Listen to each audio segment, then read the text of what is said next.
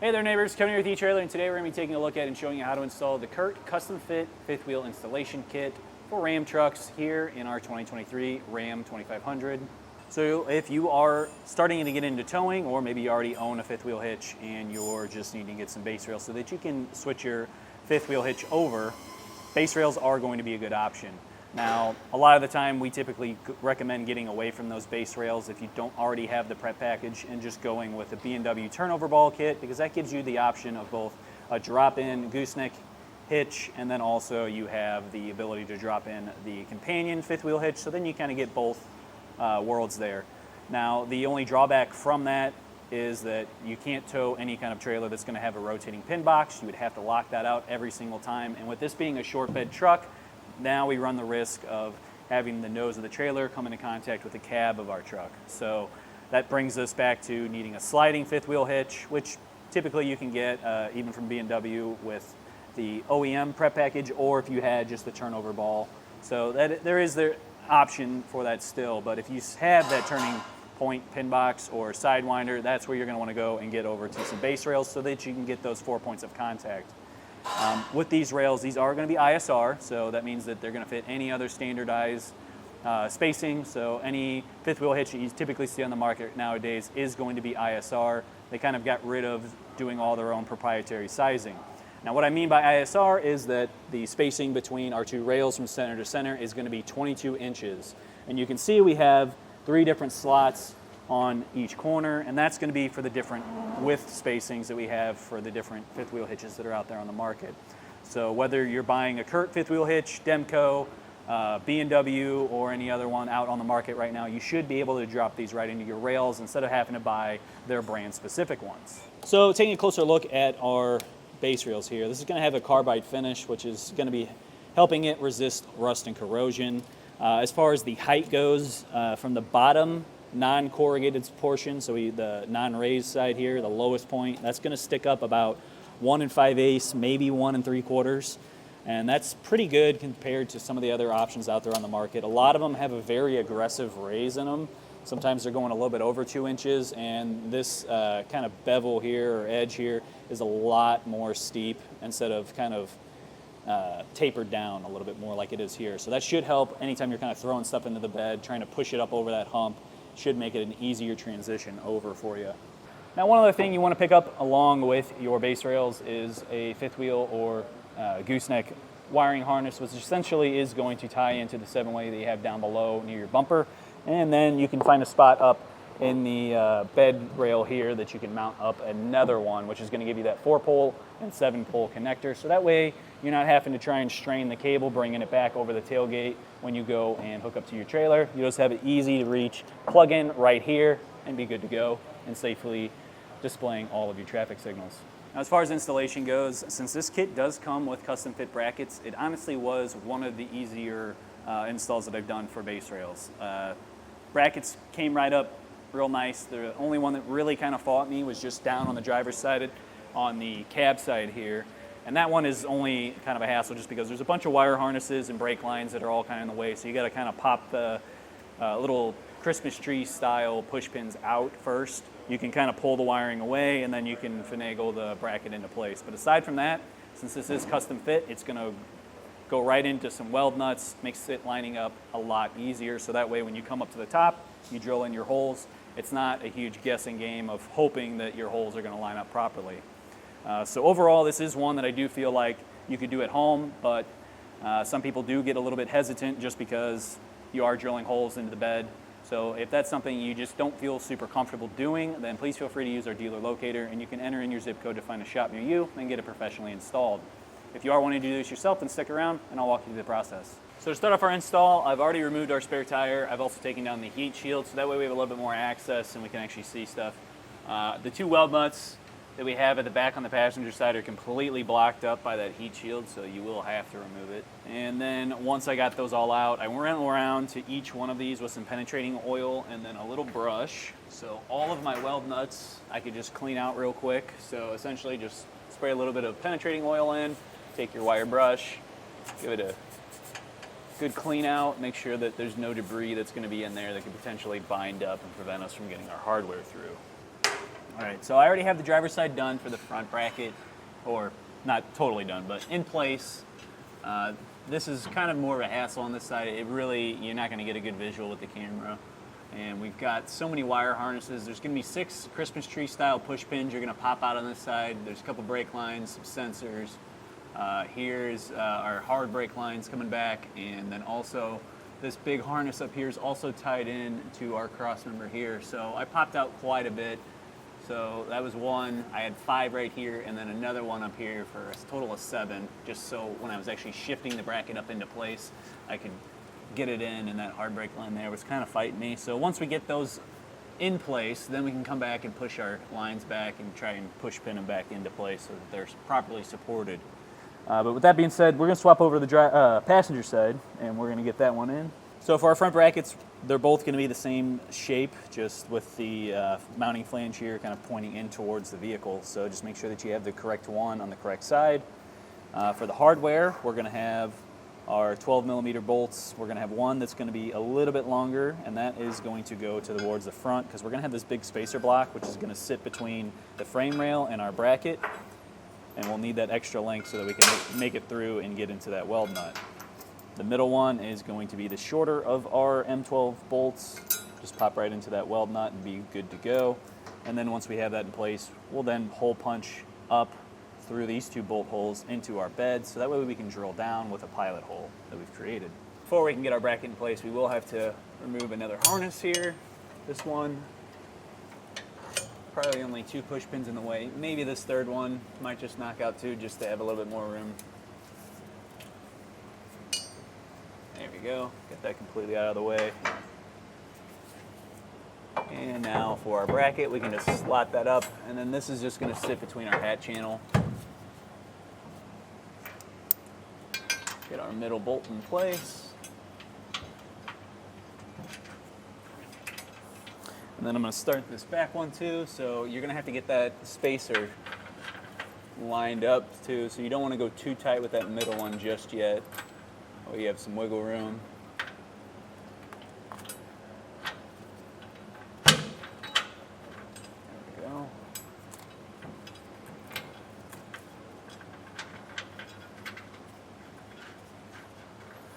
And to tighten these down a little bit more, we're going to be using a 3/4 inch socket. And what you'll want to do is, if you're going to slide this all the way towards the back of the hat channel here as far as you can, that way we have both of these properly lined up, so our rail that's going to live up in our bed is perpendicular between the 2. If you had one slotted kind of towards the front of the vehicle and then the other one slide to the back, that's going to kind of throw off your rail there. So I push my other one towards the rear of the vehicle. I'm going to do the same over here, and then I'm just going to snug down this middle bolt here while we get our hole punch in place. Our center punch, and we're going to go right in the center of our slot here. We're going to make sure that we have plenty of room.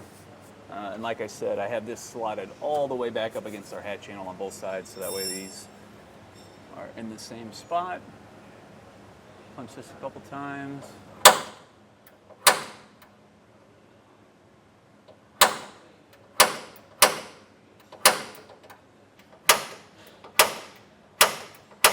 All right, now that we have our center punch done, we're going to take our 1/8 inch drill bit and we're going to poke through and make a pilot hole into our bed.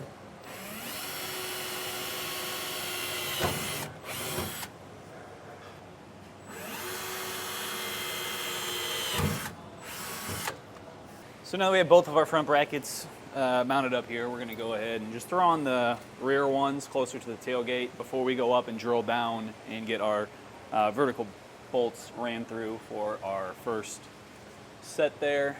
So let's grab this. And once again, this is going to be those shorter 12 millimeter bolts, and it's going to have a conical tooth washer on it. And we'll get that lined up.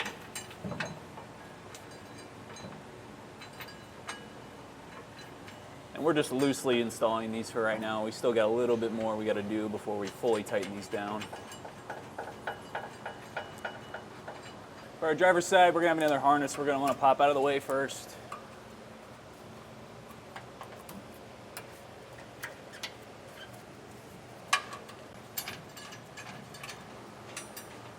So So now we're up in our bed. I've placed our rail up at the front brackets here, and we can see our holes. So we are going with the second hole in from the outside of our rails on both sides, and I've made sure that each one of my holes is matching up.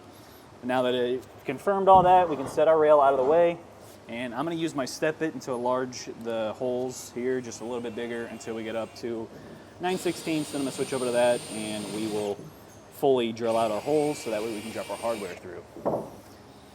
Now we can go by with our vacuum. I'll vacuum this up, and then I've also got a paint marker. We're going to coat those edges so you can see how once we cut through, you got that just plain metal right there. We don't want that. We don't want that to sit there and corrode. So throwing in a little bit of paint will help seal that up and prevent any rust.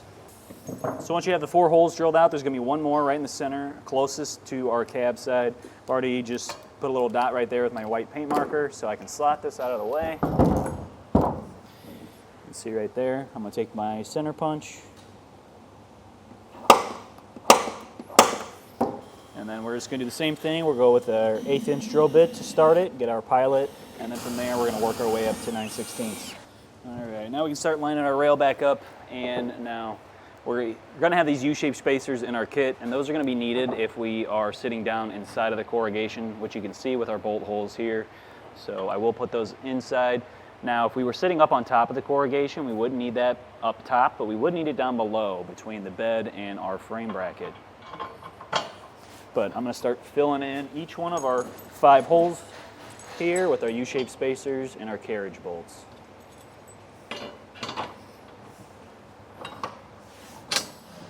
So now that we're down below our vehicle again, we're going to throw on our flange nuts. So for the 2 vertical bolts on each frame bracket. And what you'll want to do is if you tightened up these ones going into the frame rail, you'll want to loosen those up, because the first thing we're going to do is tighten down the vertical bolts, and then we'll come back and tighten down the frame bolts. We want to make sure that we're not pinching too much on our bed here and potentially crushing it. And then once you get both sides of this, we'll come to that center bolt that we drilled out to, and we're going to need a spacer block with that, and it'll be the one where you have the hole somewhat in the center. It's a little bit offset, but I'm going to set that right up. We got our bolt here hidden behind the hat channel, so I'm going to put that on, and then from there we'll throw on our flange nut. Now this one's a little bit looser. There's not as much tension on it since there's not a second bracket, so you may have to just kind of throw your fingernail into one of the grooves to kind of help hold it while you get it started. There we go. So at this point, I've thrown in our neighbor's 5th wheel hitch. You can see he's got the CURT A20 here on a slider base. Now we're going to use this so that we can get our spacing right with our tailgate side base rail. And what we'll do is we'll just drop it right on into the rail. Come back a bit.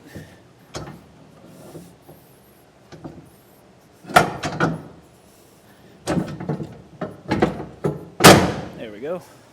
So now that we have our front rail in and we have our hitch in place, the next thing I'm going to do is essentially just kind of double check our measurements here, make sure that our rail is squared up correctly here. So the way to do that would be to measure between the 2 rails. So you'll choose a reference point. I'm just choosing the edge of the rail, and I'm making sure that both sides, so this side plus that side, are both the same exact measurement, and that tells me I have these parallel with each other. Now, say you didn't have your 5th wheel hitch and you're trying to get that rail set up, what you're going to do instead is go to the very center of our rails. So if you went to the center of one of these slots, all the way over to the other center of one of the slots in this other rail, should be 22 inches from center to center.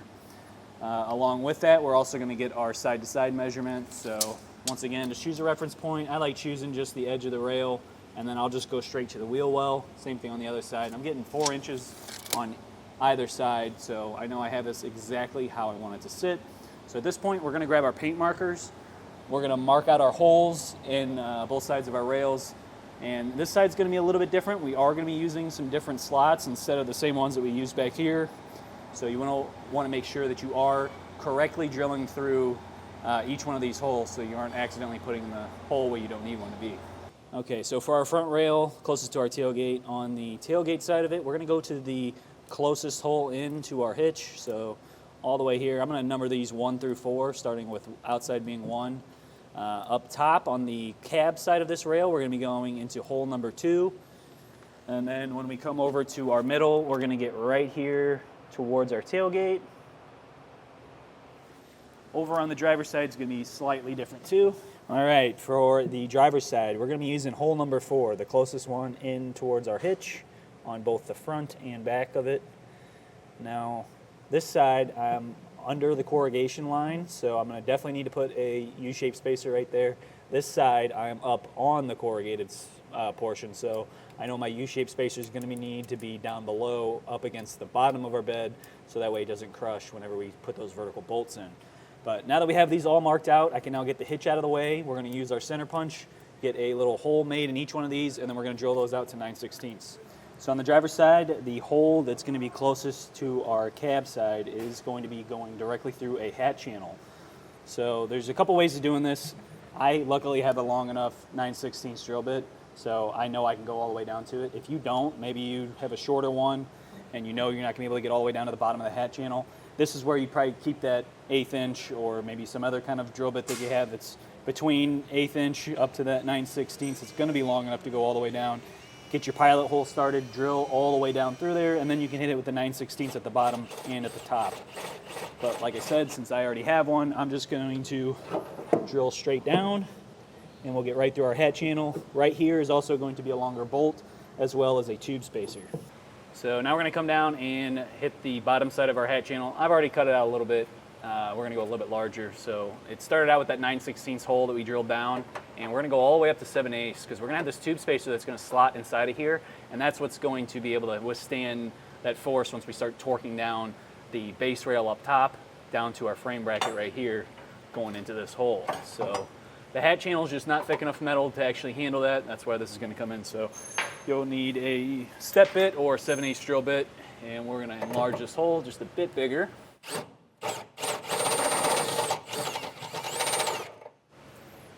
It might be there. Okay, I'm going to file this just a bit. Using a step bit, you'll kind of get more of an angle at the start of it, and it'll be a little bit thinner towards the end of the hole. So I'm going to do that. I'll clean that out because there's a bunch of metal scraps inside of there too from us drilling, and then we'll get this in place. All right, our spacer is fitting in here. Now, they do make a note in some models the hat channel might be slightly smaller. You may need to trim just a tiny bit of the sleeve down. In our case, I don't think we need to. It is buttoned up pretty good with that. Once I have it there, I mean, we're talking maybe a 1/16 of an inch. So I'm assuming once we actually get this bolted on, it'll kind of sink in a little bit better too. So before I go back up, I am now just slotting in that tube spacer and then putting the bolt back in to hold up our frame bracket, so that way when I slot the stuff through, it should hold itself in place a little bit better. Starting out on our driver's side at the cab side of that rail, where we dropped in that tube spacer, we're going to have a much longer carriage bolt that's going to slot in through there. On the far end, passenger side here, while we're still on that cab side, that is going to get the last of our hex bolts along with a conical tooth washer. In my case, this is sitting in the bottom of our corrugation, so I am also throwing in a U-shaped spacer. Drop that down in there. Now that one is going to go into our hat channel, and we're going to have a separate weld nut on a tab that we're going to have to stick in through the side. So you will have to have 2 people for this part because you'll need one person up here just kind of twisting that so it can tighten up, and then one person in the wheel well with that weld nut so that way we can get it tightened down. Now for the front 3 holes here closest to our tailgate, it's just going to be right back to those carriage bolts and U-shaped spacers as needed. So this was easier said than done. This is probably the most difficult part here. So taking that little stick has our weld nut on it. It's hard to see. It's under this wheel liner right here. So if you wanted to make it a little bit easier, you can pop out the 2 screws on either side here and then get a little bit more room into the hat channel. Because this is what we're going through right here. So I had Tom up top tightening down that screw while I was holding the weld nut down below so that we can actually get it in place. So this is definitely a 2-person job at this point. But now that we have that in there, let's get the rest of our hardware on from down below so that way we can start tightening everything down. All right, so now on our cab side brackets, so that first rail that we installed on the bottom of it before we put our flange nuts back on. So we originally had them on just to kind of keep everything tight so that we could get our tailgate side rail in place. Now we're taking those flange nuts back off, and then we're going to throw on our spacers. So for the cab side of this specific rail here, we're going to have this spacer going into our vertical bolt, and you can kind of see just based on how it's set up, this one's only going to go to one specific side, which is the other side of our hat channel, kind of facing towards our tailgate, and that's going to be the same for both the passenger and the driver's side. You can see just based on the spacing, this one clearly is only going to fit in that one spot. And then we can throw on our flange nut. If I don't push the bolt all the way back up like I just did. You may have to have somebody kind of just stay up in the bed too and just push the bolts down if they start to slide back up. So that one I'm going to have to knock back down. So we will swap over to the other one, and this is the one where the hole is more centered. And if we can get that started, and I'm probably going to need somebody to push down on both sides. So I'm going to get a second person and have them kind of push down on the bolts because they just kind of keep popping back up every time I try to tighten the flange nut. All right, I've got Jesse up top. He's now holding down all these bolts for me. We can get these started. All right, that one's on. And then we're just going to repeat this process over on our driver's side. All right, at the back, we're only now down to this style of our square spacers. So we're just going to pop one on to our passenger side bracket, and keeping in mind that we have the other one inside our hat channel with that weld nut.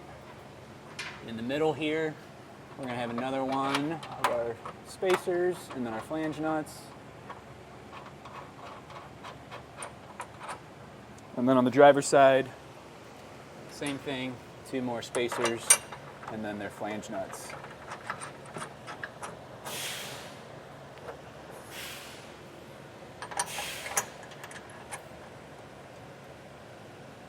So at this point now, we're going to snug up our vertical bolts and get those nice and tight. We'll torque those down, and then we'll come back and we will do the bolts going into our frame rail, get those snugged down and then torqued as well. Essentially, the thought process here is we're going to clamp down the bed to the frame rail and then pull the bed down to our frame using our frame bracket. All right, I got all my vertical bolts torqued properly. Now we're getting onto the side ones here. Last one we have is that one we stuck through the hat channel, so we want to make sure that we come back up here and get that one as well. So I've got my hitch back into my base rails. They dropped right in, so we know that we're perfectly lined up. Last thing to do for securing our hitch is to get all 4 of our pin and clips in.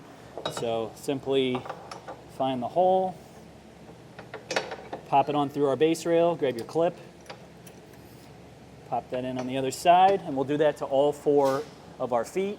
And then that's going to do it for popping in our hitch, but we do still need to get down under the bed, pop back on our heat shield, put our spare tire back on, and then any of those wiring harnesses or brake lines, anything like that that you popped out a push pin for from the frame rail, you're going to want to make sure that you go back and then reinstall those so that way you don't have anything kind of wiggling around or loose down there that could potentially get caught on something else and cause a much larger problem.